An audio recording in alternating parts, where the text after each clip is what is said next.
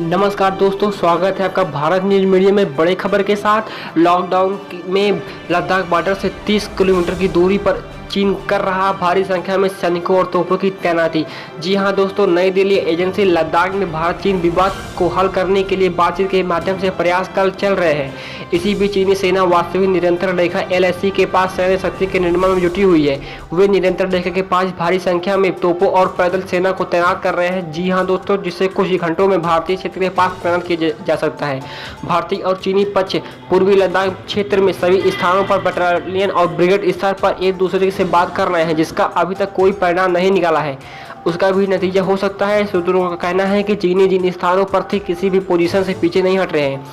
विभिन्न स्थानों पर भारतीय और चीनी सैनिकों के बीच लगातार आमना सामना हो रहा है। वास्तविक निरंतर रेखा के पास पूर्वी लद्दाख क्षेत्र में बड़ी संख्या में क्लास A वाहनों को चीनी सेना के पीछे की पोजीशन पर देखा जा सकता है। इन वाहनों को वास्तविक निरंतर रेखा LAC के भारतीय तरफ से 25-30 किलोमीटर की दूरी पर तैनात किया गया है और कुछ ही घंटों में इसे बॉर्डर पर आगे लाया जा सकता है। भारत को बातचीत में उलझाना चाहता है चीन। जी हाँ दोस्तों, ऐसा लगता है कि चीन बातचीत के माध्यम से भारत को उलझाना चाहता है और इसका उपयोग वास्तविक निरंतर रेखा LAC पर अपने पक्ष को मजबूत करने के लिए कर रहा है। दूसरी ओर कमांडिंग ऑफिसर और ब्रिगेड कमांडर के स्तर पर बातचीत लगभग दैनिक आधार पर हो रही है, लेकिन इसका कोई परिणाम नहीं दिख रहा है। अब दोनों पक्षों के प्रमुख जनरल रैंक के अधिकारी जल्द ही बैठक करेंगे ताकि क्षेत्र में तनाव को कम करने के लिए तरीकों पर चर्चा की जा सके। चीनी पक्ष निरंतर रेखा में भारत द्वारा बुनियादी ढांचे के विकास पर रोक लगाने की मांग कर रहे चीनी दोनों पक्षों की सेनाओं के बीच कई बार झड़प हुई है, क्योंकि चीन सेना घुसपैठ करने के गहरे स्तर पर कोशिश कर रही है। सूत्रों का कहना है कि ये शुरुआती दौर के दौरान हुए आमने सामने लड़ाई के अलावा है, क्योंकि मई के तीसरे हफ्ते में फिंगर एरिया में एक बड़ा आमने सामने झड़प हुई थी। लद्दाख में क्षेत्र की विवादित साइडों पर इसी तरह की कई घटनाएं हुई है। सूत्रों का कहना है कि नियंत्रण रेखा के पास चीनी सैन्य निर्माण के जवाब में भारत के पास अनुकूल माहौल होगा।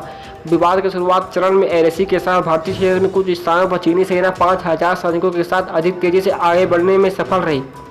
इस घटना से भारतीय सेना आश्चर्यचकित हो गई और भारत ने शासित प्रदेश लद्दाख के पास नियमित डिवीजन के अतिरिक्त सैनिकों को वहां भेजा है और उन्हें ऊंचाई वाले स्थलों पर युद्ध के लिए प्रशिक्षित किया गया।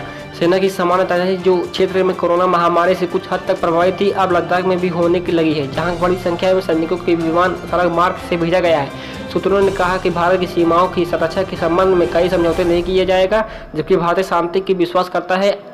यह अपने क्षेत्र की रक्षा के लिए दृढ़ और संकल्पबद्ध है। यह भारत और चीन के बीच 4 या इससे अधिक बार समझौते की भावना से परिलक्षित है, जिससे ऐतिहासिक रूप से सीमा प्रबंधन के लिए तंग मैकेनिज्म का गठन है। तंत्र अभी भी कायम है और द्विपक्षीय स्तर पर काम कर रहा है। उनमें से 2 वर्ष 1993 और 1996 के हैं। इसके अलावा 2005 में आत्मविश्वास निर्माण के लिए कॉन्फिडेंस बिल्डिंग मेजर और 2013 में एक सीमा समझौता शामिल है। अगर दोस्तों यह वीडियो को पसंद आया तो हमारे चैनल को सब्सक्राइब करके बेल आइकन जरूर प्रेस कर दीजिए हमारी नई वीडियोस के लिए। मिलेंगे दोस्तों अगले वीडियो में। तो जय हिंद, वंदे मातरम।